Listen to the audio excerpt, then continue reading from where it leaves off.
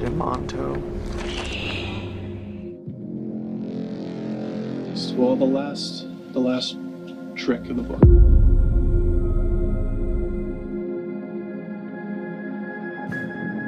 Because I actually looked across the table and saw my great-grandmothers, and